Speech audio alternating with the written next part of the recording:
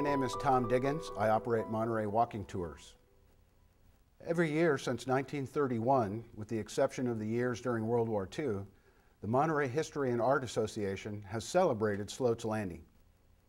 It was my pleasure, in working with the MHAA and MOM, the Museum of Monterey, to coordinate the 165th anniversary of that event, when the Stars and Stripes were raised over the Custom House in Monterey by forces under the control of Commodore John Drake Sloat, and making California part of the United States in July of 1846.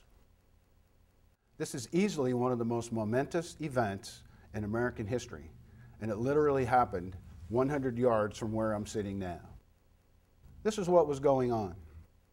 1 year before, in 1845, President James Polk had sent a communication to Congress outlining his foreign policy. Essentially, it was an extension of the Monroe Doctrine, and what it said simply was, the United States had a God-given right to expand its borders from the Atlantic to the Pacific Ocean. That came to be known as Manifest Destiny. Well, at that time, the United States only had 28 states. 25 of them were east of the Mississippi. West was the vast territory of the western United States, part of Mexico. So who was Polk talking about with Manifest Destiny?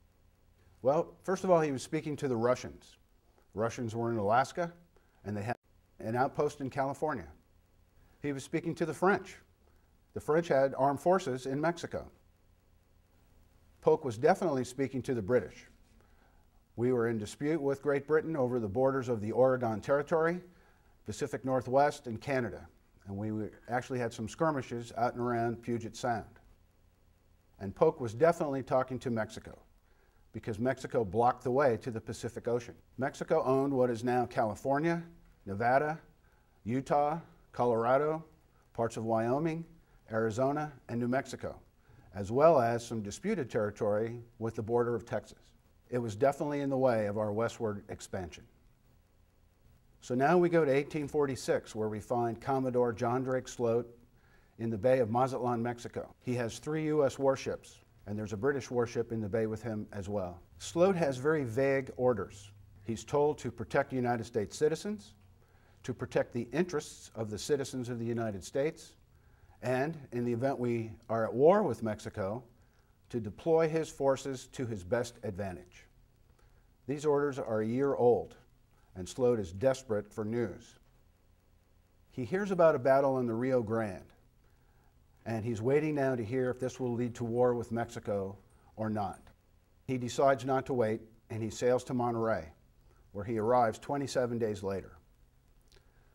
Now, on his journey, Sloat had several important things to think about. First of all, were we at war or not?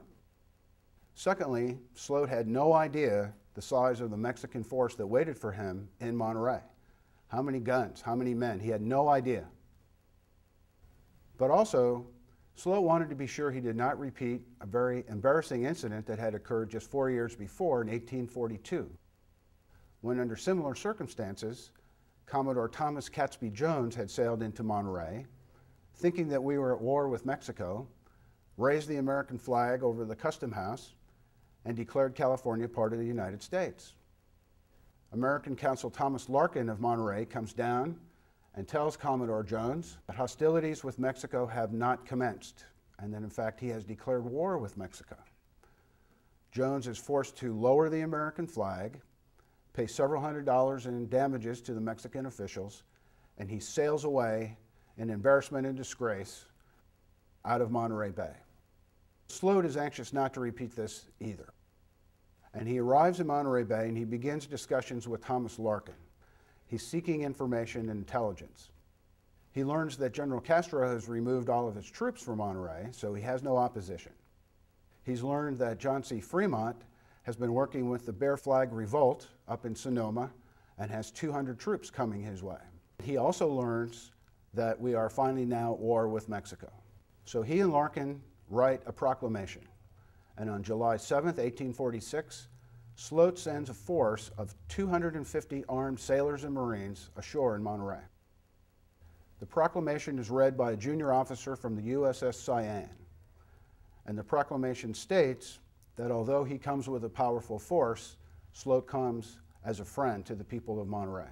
He makes everyone in California an American citizen. And if you do not want to be an American citizen, you are allowed to leave. He maintains all of the existing laws and property rights, all the office holders, all the infrastructure. And so for the most part, the people of Monterey are happy with this, and they cheer and huzzah. Sloat takes over Monterey without a shot being fired.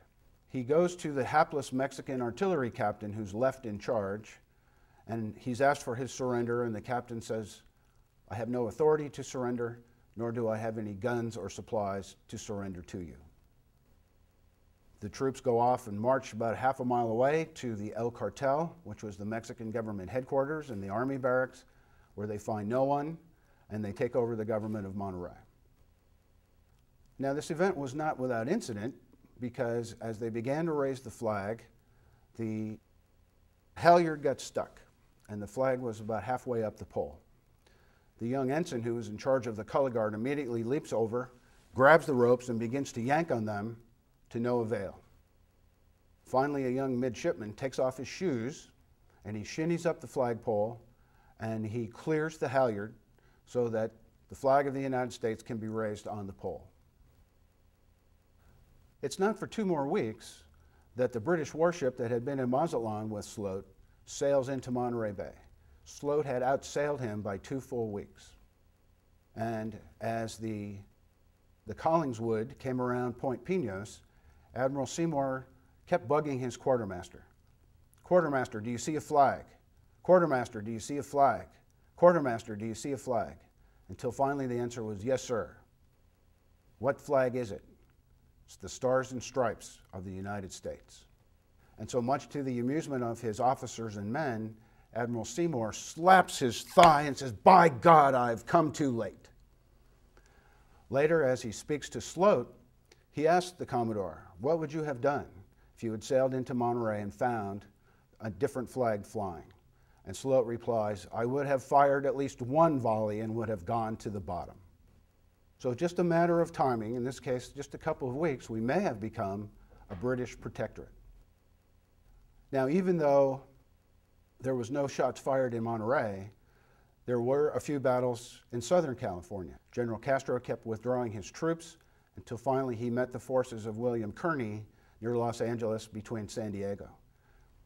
Kearny was not doing too well in these battles, so Commodore Stockton, who had replaced Sloat, and John C. Fremont combined their forces, sailed to Los Angeles, and basically bailed out General Kearny. So the fighting had stopped in California by 1847, but the Mexican War continued until 1848. And it turned out that the Mexican War was a training ground for all the young lieutenants and captains that had come out of West Point, who learned their trade that they were able to use 15 or so years later when they faced each other across the battlefield at Antietam or Gettysburg. So the thing that amazes me the most is that, again, all of this happened just within yards of where I'm sitting today. And that's why the Monterey History and Art Association and the Museum of Monterey celebrate Sloat's Landing.